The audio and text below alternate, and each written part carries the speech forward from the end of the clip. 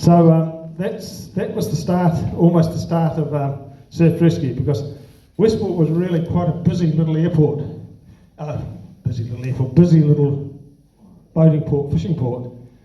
And about that era, there was a lot of tuna fishing, a lot of hokey fishing, and boats were notorious for overloading themselves, coming back in, loaded up the gunners, or get a bad weather report and head for home, leaving it always a little bit late, and meeting, well, you've seen those videos of going over the Grey Port, because there's only 3 ports between the whole length of the coast. There's the Buller, the Grey, and Jackson's. And this one here has got a lot of notches in its belt. That's the tip head. I guess all you Bullerites and most West Coasters would know that pretty well. But you have a look on those rocks.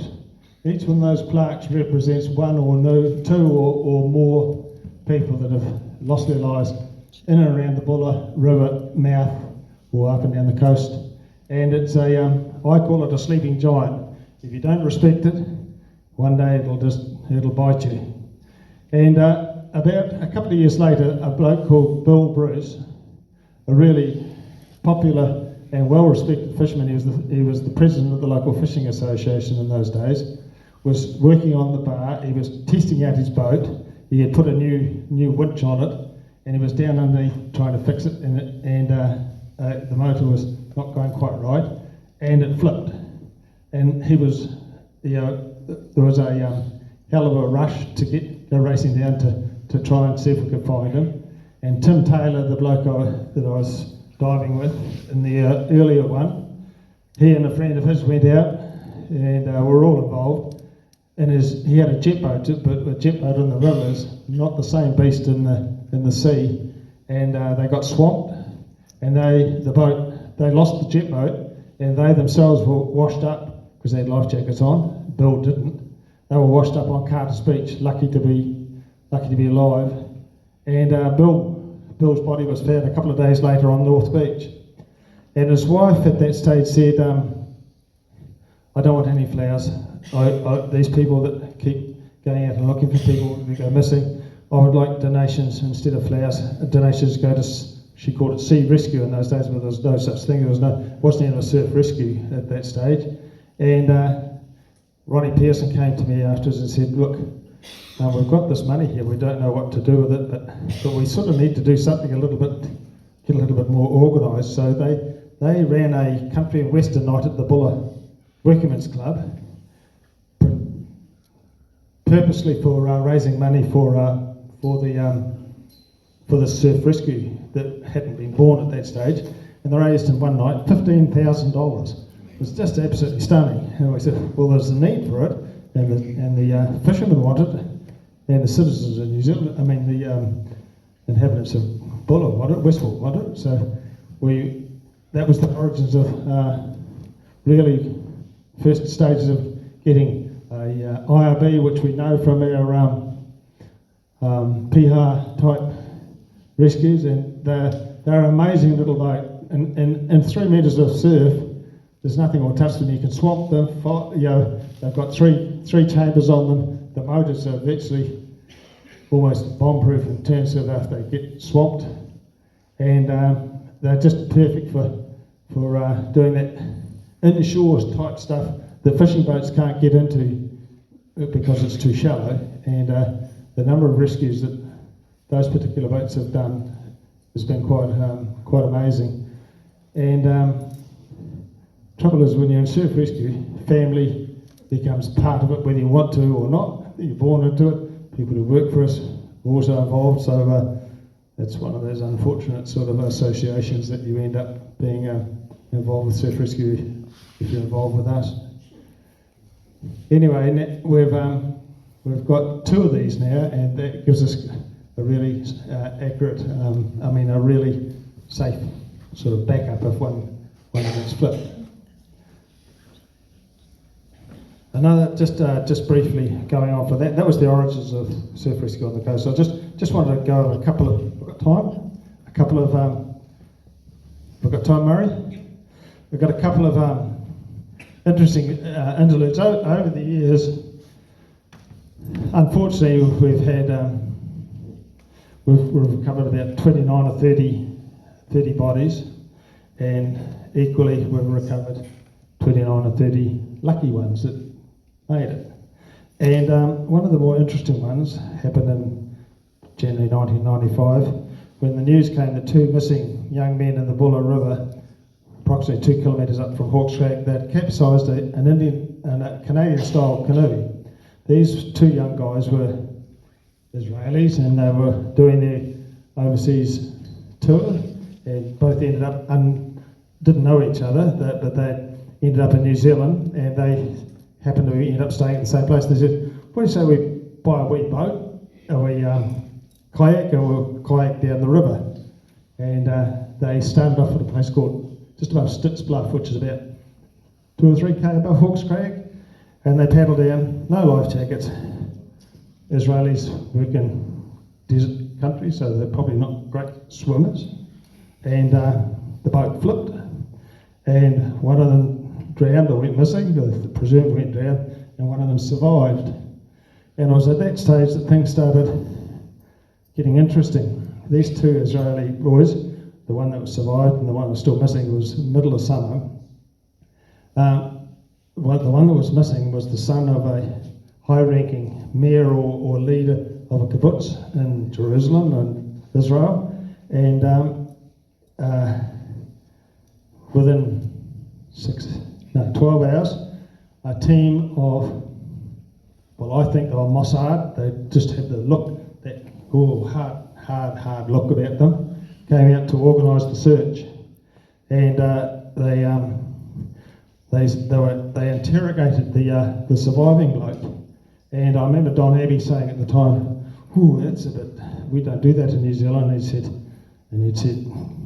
"We have to know whether it is a genuine accident or whether it is something more sinister." And so stand aside and let us do this in our way. And Don said, "Ooh, okay."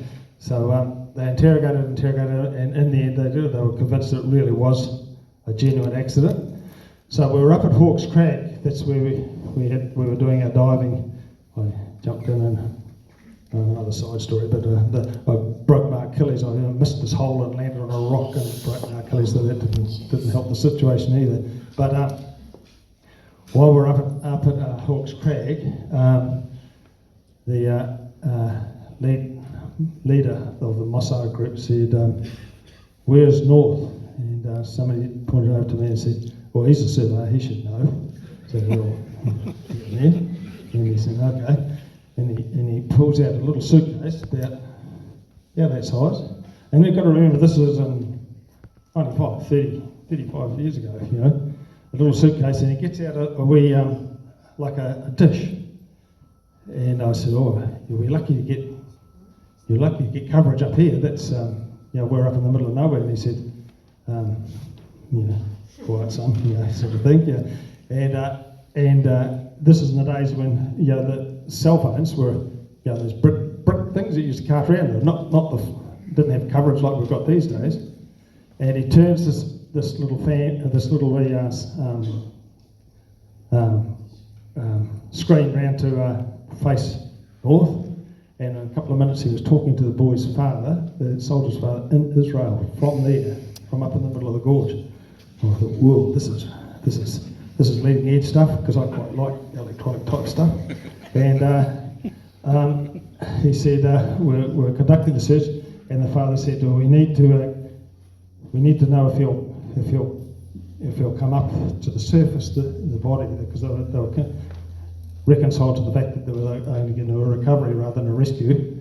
And they asked us, in your experience, how long do you think it will be before the body comes up to the surface? So we said, well, the water that year was particularly warm. It was about 20 degrees. I remember thinking at the time, it was quite warm.